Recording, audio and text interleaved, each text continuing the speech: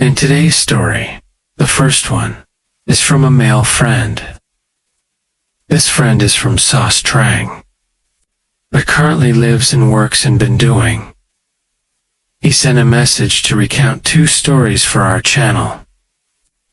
The first story was told to him by his maternal grandparents, and it happened in the region where they lived in the past. The second story was experienced by his grandmother herself. Both stories happened very, very many years ago. The first story took place over 50, nearly 60 years ago. At that time, his grandparents were still young. That year, they were still living in Baclu. This story occurred in Baclu, which was his grandparents' original hometown, before they moved to Sosi Trang later on. Grandmother recounted that back then, their house was located in the outer hamlet. In the outer hamlet, there were many houses, and the population was crowded and very lively. However, in the inner hamlet, houses were deserted, and the population was sparse.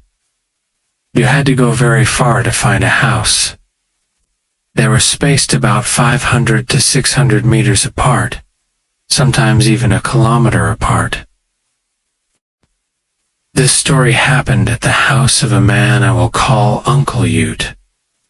That year, Uncle Ute was a few years younger than your grandmother. Uncle Ute's house was in the inner hamlet, and it was situated at the very end of that hamlet. From Uncle Ute's house, if you wanted to walk out to the grandmother's house in the outer hamlet, it would take nearly an hour to arrive. Grandmother said that Uncle Ute's house had a total of 5 members. Uncle Ute's mother, Uncle Ute, and his wife, and their 2 sons. The eldest son was about 6 or 7 years old that year, and the younger son was nearly 3. The couple was very cheerful and gentle, and they were very hard-working. They worked as hired laborers for others. They would do whatever was asked. For example, if someone asked them to harvest or replant rice, they would go. Depending on the distance, they would adjust their schedule. If someone hired them to harvest rice far away, the couple would row their boat there, stay for about 7 to 8 days to harvest, and then row back. They would stay home for a day or 2, then continue rowing out to work again. It went on like that. If someone hired them for work nearby, the couple would go in the morning and return in the afternoon. At home, Uncle Ute's mother took care of the house and looked after the 2 grandchildren. She also raised chickens, ducks, geese, and so on. In general, their family life was normal, passing by without any problems. Grandmother said that previously. Uncle Ute's family lived at the end of the hamlet where there were no surrounding houses. You had to go very far out to find other residents. Later on, people started moving in to build houses and live there. So, eventually, there were more houses, about a dozen or 20, making it livelier. Generally, there were no issues. Until that day, Uncle Ute and his wife went to harvest rice for someone. This time it was far away, so they rowed their boat there.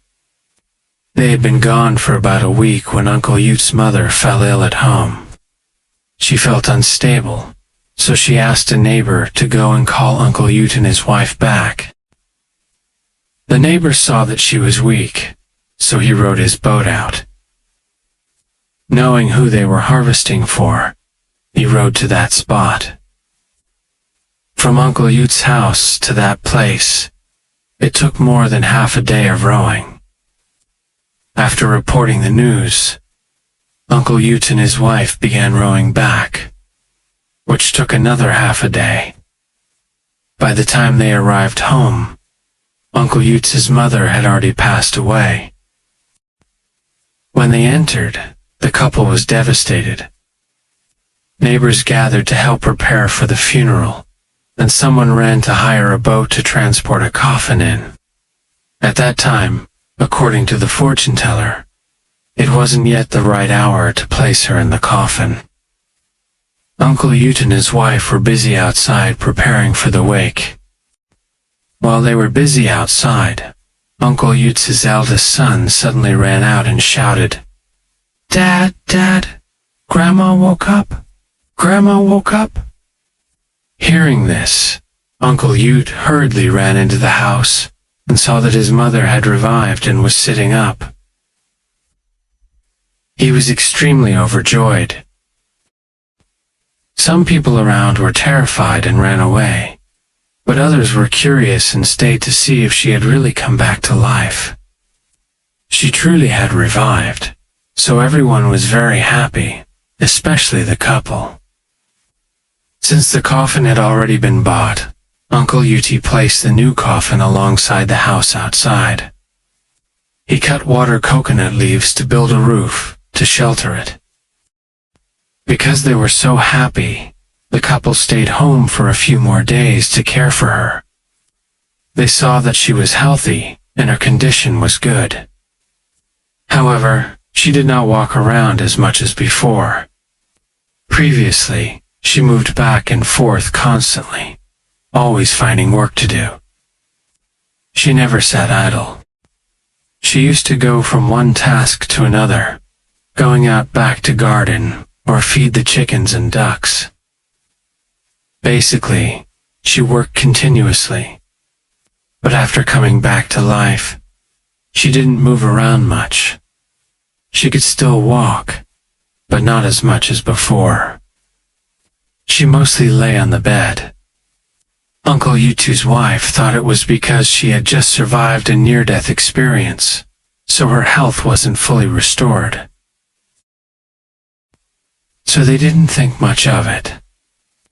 After staying home for a few days, seeing she was fully recovered, the couple asked her, "Mom, are you feeling stable now? People hired us to plant rice, and we haven't finished. We had to rush back because you suddenly passed away. Now we have to go back up there to continue working." She replied, "Yes, you two just go. I am healthy now. Just go, finish the work, and then come back."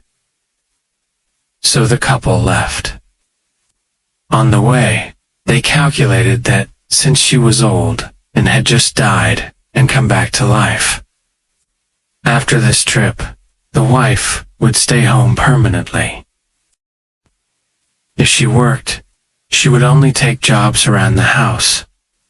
If anyone hired her nearby, she would do it, but she wouldn't go far anymore.